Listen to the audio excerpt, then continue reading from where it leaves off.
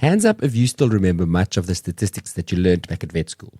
I'm not talking to you if you're in your low 20s and you graduated like 5 minutes ago.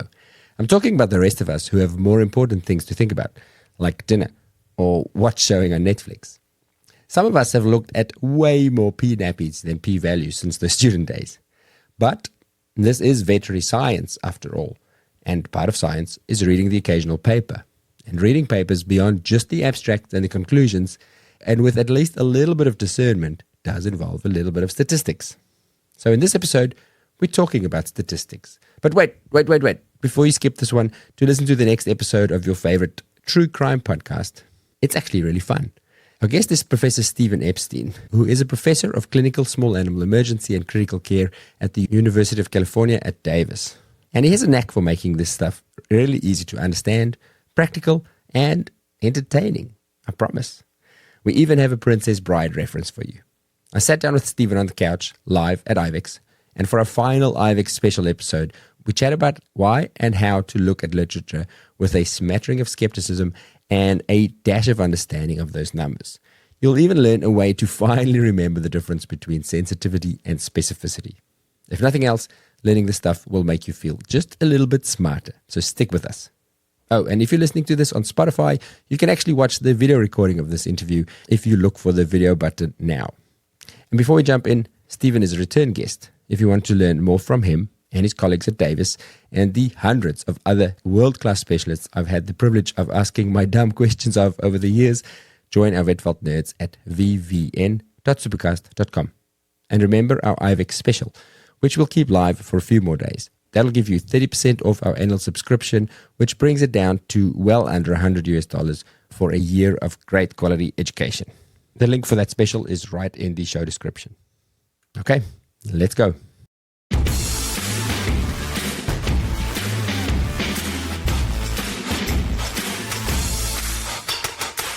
Welcome back. Good to see you again. Last time we chatted, we were in Australia in Port Douglas. Yep. Now we're in St. Louis, Missouri. At IVECCS, your baby, your big conference. Yes. Epic conference, your program. You've done really well. Thank you. And your topic is basically how to read literature. Is that the summary of it? What's the title of your talk? So I don't think that paper means what you think it means.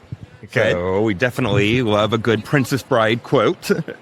Explain the Princess Bride reference. I will admit, You haven't seen the movie? I don't think I have. Is that bad? Yes. Classic 80s movie. Is that a quote from the movie? Yeah, so they use, I don't think that word means what you think it means throughout the movie, so it's very quotable. Okay. And I just changed it to fit my topic, and I don't think that paper means what you think it means. Apologies for my ignorance on Princess Bride. Something to watch on the flight home. There we go. Okay, great. Why? Let's talk. I do like a bit of statistics, and last year on the program, Dr. Hopper got me to do a talk called Core Principles of Statistics, which actually got very good reviews of all things. Oh, really? Apparently I can make that entertaining. So I think it was an opportunity to kind of highlight some really just basic literature critical evaluation to people that is accessible and that everyone can do. So there's always that times where we're sitting around like, oh, I thought that was a great paper, and then someone else who knows a bit more than you, like, just, and it's like, oh, apparently it's not a great paper. So just getting those, like, how to think about not just reading the abstract, but does that really mean? Do you mean there's more to reading a paper than just reading? Depends how much time you have, for sure. And we live in different worlds. In your world, you deal with specialists and residents and stuff who are actually versed in research to some extent. Mm-hmm. Like I learned statistics at uni, but I've not touched it since then. So I veterinarians, I can't look at the numbers. I don't know what they mean really. Should we know? Is it worth review as a GP veterinarian who occasionally wants to read a paper or get sent stuff, or the reps come in and they say, "Oh, you've got this amazing new product. Here's the literature." Is it worth educating yourself on p-values and all that stuff? In a very light version, I really do think it is. Okay. And some really basic stuff on study design is I do see people having conversations with owners about what a paper means, and that isn't actually a takeaway point. Or that rep comes to you about this brand new drug, and they're like, here's our literature. And when someone's upselling it, it's like, you could make spin sound great. But then it's like, is that really what that study showed you? So example of that was we brought out in our lecture was with the new monoclonal antibody for canine parvovirus. Okay. So that's definitely getting marketed, and it's, I think, a drug that has a lot of promise. But the one study that is published doesn't provide clinical treatment to the patients. So it's an experimental design. It's a great background for designing a clinical study. But to me, I can't translate that this is an amazing drug, which it looks like in that research setting, into an amazing drug for a clinical patient yet. So I think that, to me, was a great example of how study design impacts a clinical conclusion. So I should probably learn how to do this because of what I do. I disseminate information, and sometimes papers are quoted, and then I'll disseminate that without necessarily critically looking at it. Mm-hmm. So are there things that are simple enough to discuss in this format here without spending hours reading or studying this up, that when we talk about study design or things that we should remember or look out for or be wary of or keep in mind when reading papers? Yeah, I mean, I think you brought up, like, what is a p-value? Like, to me, that is a very simple thing that everyone can know and actually really affect how you interpret a paper, even by just reading the abstract. Okay. So it's, I don't know, when I started learning statistics, it was like one of those amazing things where we arbitrarily said a p-value of less than 0.05 is significant. Like, people, I think, remember that from vet school. Yeah. But then no one takes that extra 30 seconds to realize that actually means there's a 5% chance of the findings just a fluke. Yeah, okay. That is literally what that value means. So the lower that number, the less their chance is that it's a fluke finding. Lower being, because it's point. Okay, so now I'm going to show my ignorance. And I was actually really good at statistics. I scored well at uni. And then the moment I walked out of that exam, I just put it all behind me. Like we all did. So explain the p-value again. Refresh my memory. So that is considering the likelihood there's a difference between two groups. Okay. So the stats computer does its magic, which none of us remember how to do, and then gives you this value. Okay. And that's hard science, that's math. And then a medical community came around and say, a p-value of less than 0.05, as a community, we're going to say we believe this result. So 0.05 less than meaning 0.04 or 0.03? 0.02, 0.001. So the lower that number is approaching zero, the less chance that is a fluke. Okay. So, but you're saying 0.05 still means that there is a 5% chance that you found a difference and there really isn't one. Okay. Okay. And you say we don't have to worry about treatments decisions on that. So 5% doesn't sound like too bad odds, though. If it's let's say, well, suppose it depends on the therapy or what they're trying to prove, right? Yeah. If it's a well, there's a 5% chance that your patients are going to die when you use this, then maybe that's a different scenario than, there's no harm in doing this, and it actually be 95% sure it's going to help. Does that come into it? That does a little bit into it. It's just a lot of it is the fancy math on how you get to that number. Okay. And veterinary studies, we all do these small studies. So when you start looking at numbers and say, all right, I'm just going to change one value each way, and all of a sudden now you have a non-significant finding. Oh, really? Yeah. So is that why we worry so much about study size? So if I have a case series of 12 patients, does that mean that one patient more or less could make a big difference to my p-value? It could go on you something significant to something that's now not significant. See, I forgot that. So that's why that 5% chance actually does matter. That means 1 out of 20 studies, if they all had that number, are wrong in their conclusion. So what should we be looking for numbers less than 0.05? So the lower that is to zero, so less than 0.001, you're more likely to believe. That's a 0.1% chance. Now you're 99.9% sure you're right versus 95. Okay. And the impact, is that really going to change something I do for a patient? Okay. So if this is going to really say I'm altering my clinical practice, I would like the stats to be much more down, closer to zero than 5%. Okay. Error. So takeaway so far is next time I read some sort of literature, I'm going to look at that p-value and just go, okay, it's less of, and interpret that in light of what I'm... Yeah. Is this a clinic practice changing paper, or is this a interesting gee whiz kind of It's paper? Like, that's interesting, that's cool. Yeah. I'll keep an eye on that. And then to help interpret that, I've got to look at study size. So if it's a less than 0.05 and it's a 20,000 patients over a 20-year period, then that It's becomes, much you go, more okay, reliable. cool. That makes, okay. Anything else? The other kind of big thing we covered in there was some examples of prognostic values and how we really should use those Okay. when we're talking to clients. So kind of classic that everyone's probably heard of is high lactates and GDV we think is a predictor of death. Yes. I think that's we used to. I think there's a lot of Still people who okay. still say Yeah. things like that. So we know sensitivity, specificity, and predictive values are all words everyone hates. Yes. And I don't like them either. But knowing what a predictive value is what I should know about something if I'm going to talk to a client. So we looked at an example where it was lactate in dogs with septic peritonitis. Okay. So they showed that if it was above 4, it was fairly sensitive and specific for mortality.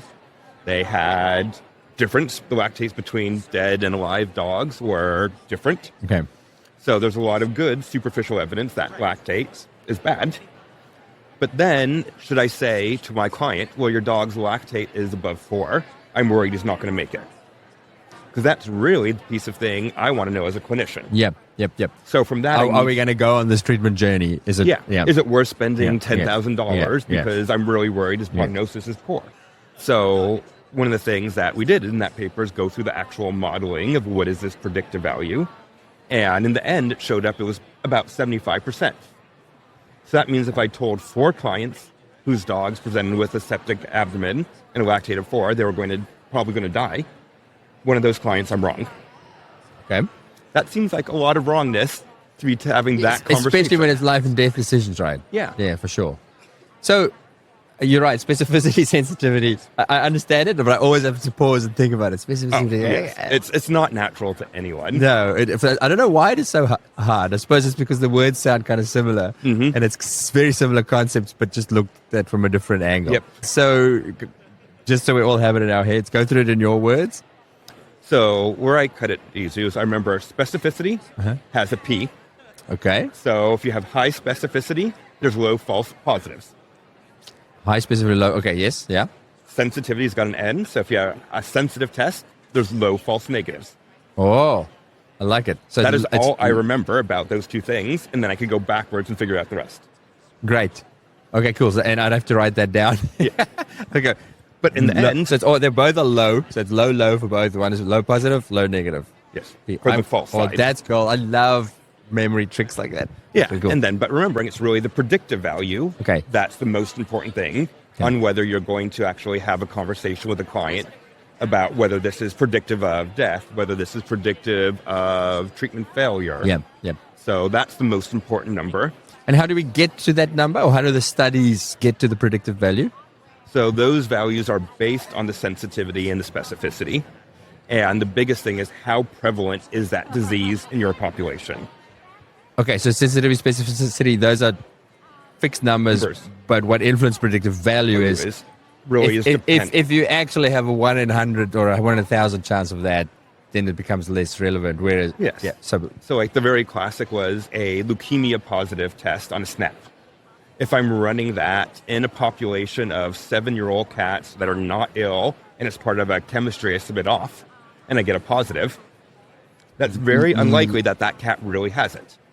and your sensitivity specificity ties into that. Yep. So that test is about 95% sensitive, 95% specific. Which So sounds it's great and good, right? Yep. It's a really good test. Yeah.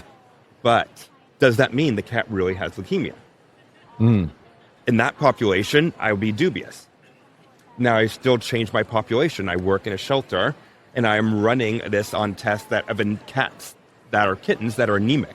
Gotcha. And non-regenerative anemias. Okay. Now, that's the prevalence of FELV in that disease population is very high. So that positive test in that group, I could hang my hat on. That kitten has FELV. Because specificity, sensitivity, because it's a percentage, and this is exactly why it's important to have this talk. In my head, it was always, okay, there's a 5% chance that I'm wrong if it's a 95% on both. But you're right, that percentage. not But actually that. how do you figure out that predictive value, or will the paper tell you that?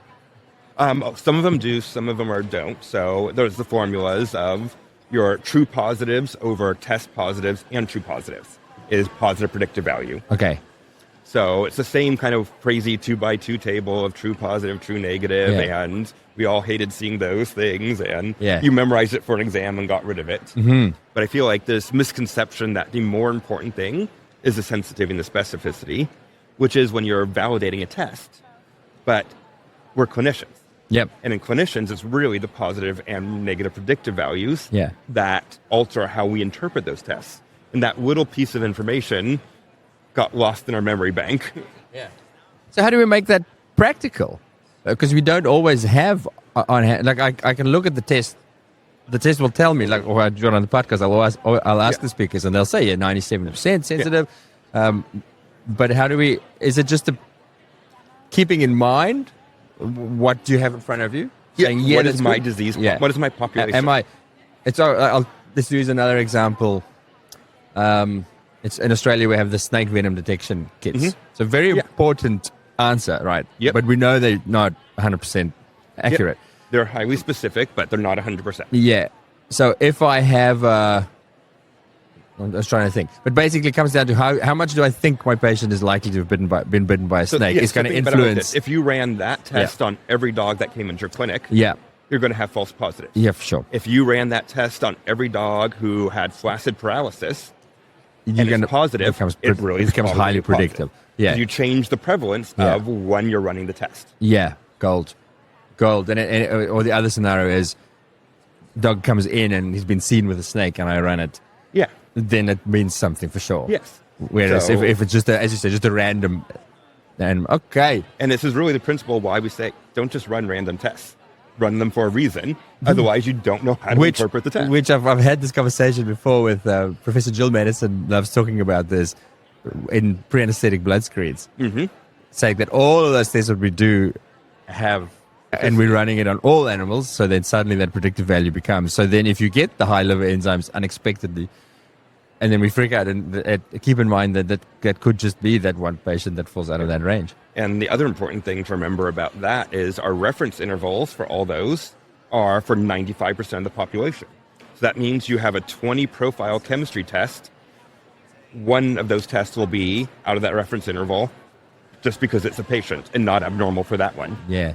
Yeah, it begs the question about the health screen, annual bloods. They're good baselines as a marker for when the animal changes. But when you're just running it in clinically healthy patients, and we've all done this, like, now I'm not sure what to do with this number. Okay. Are there other things that we, as non-researchers and non-statisticians, do wrong or misinterpret or misunderstand from the talk? Or does that sort of cover what we talk about? I mean, the other thing is when authors make a conclusion not supported by their data, and that's the harder one to pick up. So the classic one of that was a paper that was published in 2021 Veterinary Surgery, and they looked at what's the difference in mortality if I wait to cut a GDV till the morning. Somebody told me I should ask you about that paper. Or I cut it immediately. Okay, yes. So I read that paper. And their conclusion was it's okay to wait. Which is what I read. But when you go back and look at it, like, what does a hypothesis S tell you? The likelihood of finding a difference. So all we could ever do is reject there is no difference. You can never prove there's a difference. That is a core tenet of statistics, is that p-value, the smaller it gets, the more likely you believe you reject that there isn't a difference. Right. That's that really weird thing about stats, is we're testing the null hypothesis of no difference. We're not testing, is there a difference? That's new to me. Mind-boggling. Or if I had it before, I completely forgot about that. Okay. Yes. So this paper was actually really well designed. Mm-hmm. And I feel like they did a great job of trying to set up the study. But the problem is they set it up as a study to look for a difference.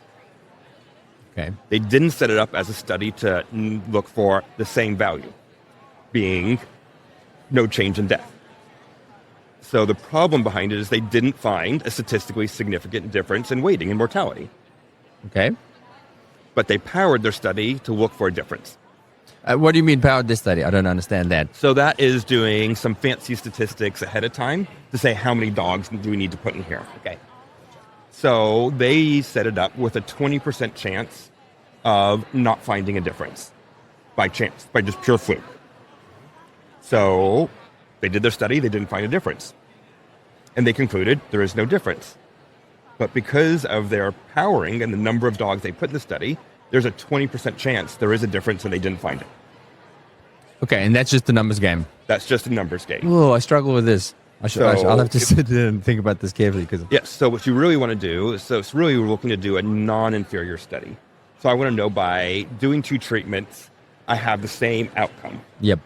But most of what we do in vet med is with 2 treatments, I'm looking to see if one's better. Yep. So this is a very specific time where we're trying to prove there isn't a difference. We're not trying to prove there is a difference. And to prove there's not a difference, you need way more animals. So they would have needed 1,200 dogs with their mortality rates to prove to me as a clinician with 95% certainty, waiting to cut a GDV doesn't matter. And how many did they have? About 110. Okay, so you said good study design. Oh, everything checks out except for the numbers. They just needed more numbers. So their conclusion that waiting doesn't matter isn't one you could make from their study design. You can see why we get tricked, because I read that, I was like, wow. I'm not, it would influence not what I do, but maybe influence what I don't do, because it means if I can't cut something for whatever reason now, I would have concluded, oh well, there's a study that said it's okay to wait. Yes. So I'm not going to euthanize it based on that. I don't know if we could wait or not. Like, that is a really hard study in veterinary medicine to do. We're going to have 1,200 dogs that get equal care in each group. So you're going to need multiple universities doing this. And then are we all doing the same care? And they all have the same amount of money, so we can do the same amount of post-op care. Which is a very complicated study, right? Yeah. So in the end, to account for all those things, you'd need 2,000-3,000 animals probably. So with the numbers in that study, could they framed it differently to make it a useful finding, or is it they specifically wanted to show no difference, and that's the framing matters in that? I mean, I'm going into it the bias that it was a bunch of surgeons doing it, so I'm assuming they're looking for a reason why they don't have to come in the middle of the night and cut a GDV. That'd be me. And their goal was to hopefully say this is evidence to not do it in the middle of the night. So if that was their goal, that's not something they could have asked. And there's a lot of other good information in their paper there that we found out about GDVs. Yeah. But that sole one of saying, can I wait? They couldn't answer that question. Well, they could have answered the opposite, that it's not okay to wait. They could have. Okay, so if they found a big difference, if the waiting dogs died 50% more likely, great study. Yeah, that we could have shown, taken it off the table. But if your goal was them looking to prove I can wait, they didn't have the right numbers and study design for that. Random question. I don't know if you have the answer at all. Because I'm listening to you going, shit, there's obviously a lot I don't know and I don't understand. And I don't know how to do those numbers that you're doing. So short of me restudying my statistics and then every paper I do, do you, and this could be off air as well, do you work with AI stuff at all? Do you play with AI a little bit that I've been playing around with. Because it's a smart thing, right? And I'm sure ChatGPT knows the basics of statistics. Mm-hmm. I keep wondering, could I just put a paper and ask a specific question, say, here's a paper, keeping in mind the p-values and the study design and stuff, can you tell me what I can deduce from it? Have you ever tried that? I want to try that. I keep thinking it and I haven't tried it, but I need somebody to check if it... that's a really interesting question. Because it makes it then accessible to people who don't do this for a living, like me. I'm like, oh, that paper sounds really cool. I'm going to start changing things in my practice. I can either phone Steven and say, Steve, can you read this paper for me and tell me if it makes sense? I mean, the reality is that's what the peer review process is supposed to do. Yes. So that's my problem, because I feel, or I've always felt like, I know science is not perfect, but I trust in science, right? Yeah. And I have to, because I don't have the time or the energy or the intelligence to be that critical about every paper that I read. You can't be good at everything. So I feel like if I read something published in a reputable journal, somebody else smarter than me has checked this, and it's not going to be total bullshit. But is that not necessarily accurate? And I have had other people say, no, you can't You necessarily can't do trust that. So, I mean, I think it is a challenge in that there's very few statisticians in veterinary medicine. Okay. And so how do people get good at knowing study design? We have to research it. Mm-hmm. But now you have how many papers in veterinary medicine? Yeah. So how many people are really qualified to comment on study design in there? So you have to, we don't have enough qualified reviewers to put everything through a really rigorous statistical review commonly. So that's how things get out there. And people think, it's like, oh, this seems okay. I've seen it in another paper. Yeah. So, like, yeah, that's probably fine. And honestly, part of what I think has happened over the last 15, 20 years is statistics programs have gotten easier and easier to use. Okay. So when you had to do all your stats by hand and you calculated it up and then you had looked up in a textbook that for this test, I got this Z value that equates to this P value, like only statisticians were doing statistics. Yeah. Now, anyone could download the program and say, run this test. Yeah. And the program runs it. The program doesn't know, is this the right test or not? Okay. I see what you mean. So that's how you could get extra data out there where it's not. So the programs are mathematics, are really good at the maths, but they don't understand context and study design, basically. Yes, it's the old kind of old computer jargon, garbage in, garbage out. Gotcha. So I could tell it to run this test. It will run the test. I could tell it to run the wrong test. Or I could tell it to run the right test. Okay.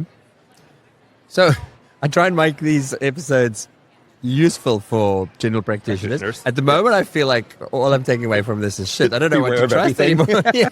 Be cynical. Can we take more from it to make it better at least? Or is it just don't believe everything that you read? I think it is don't believe everything you read. Okay. And to be honest, in a small veterinary paper, be small being case numbers, you mean? Yeah. So like 50, 100 patients, like look at it and say, like, do authors make really strong conclusions, or our results suggest there may be this finding? Versus the people who state, we strongly believe that this is done. Yeah. So I think you have to, the stronger it's stated, the more concerned you need to be to look at it critically. Yeah, okay. So the only papers we can trust if it has Epstein on them. I mean, there's a lot of good people out there doing it. And I mean, part of it is if there's like in human medicine, it's great. There's lots of like in critical care blogs that are out there. Like, here's the benefits of this study. Here's the limitations of the study. Okay, so there are people. So like having more of that in vet med where people who know, like, here are the highlights of the paper. Here are the concerns about the paper. Yeah. That's something that I'd love to see, but I mean, I'm not sure who has the time to do that. Yeah. Is there anything more that I've missed out on? I've taken a lot from that. That was really useful. Yeah, even just reviewing what a p-value means. Yeah. And I think those are really the big things. And like, so it was like basically I had 3 main points in there and you've heard them. And somehow that took an hour. For the lecture. I was going to say, no, not for us. Time flies when you're having fun, but not that much. Yeah. Stephen, thank you so much for sitting down. I like that. That was a cool talk. And see, this is the thing with our profession as well. And I can say this because I am a GP vet, is we often just want, there's so much to know and so much to do and so much to think about that we sometimes just want somebody to give us the answer. Yep. We don't, at the risk of offending people, we don't want to think like scientists, even though it is veterinary science. And I'm 100% guilty of that. That's why I can say this. I think we all are. I mean, I don't critically review every paper. Like sometimes like read the abstracts, like, oh, okay, that's not going to change what I'm doing. So I'm not like spending the time of reading all the methods and thinking about them. And it's when it's really going to change what I do as a veterinarian. That's when I need to make sure I'm making the right thing. Maybe that's a good takeaway. Is to say, fine, read stuff, take it on board, but if you're literally going to change something really important to how you treat your animals, then you should probably take the time to look at are there any criticisms, talk to someone else, say, is this, I wish I could go into details, like are there examples out there or big well-known papers that you feel are not necessarily true, but that might be. No, I'm not going on record. I was going to say, we're not going to go on that. I knew you wouldn't. Okay. All right. Thanks, Stephen. Always a pleasure.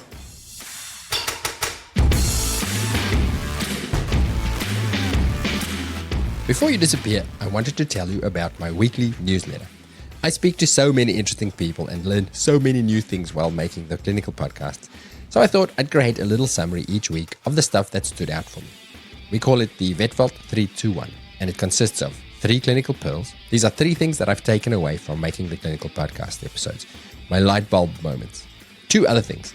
These could be quotes, links, movies, books, a podcast highlight, maybe even from my own podcast. Anything that I've come across outside of clinical vetting that I think that you might find interesting. And then 1 thing to think about, which is usually something that I'm pondering this week and that I'd like you to ponder with me. If you'd like to get these in your inbox each week, then follow the newsletter link in the show description wherever you're listening. It's free, and I'd like to think it's useful. Okay, we'll see you next time.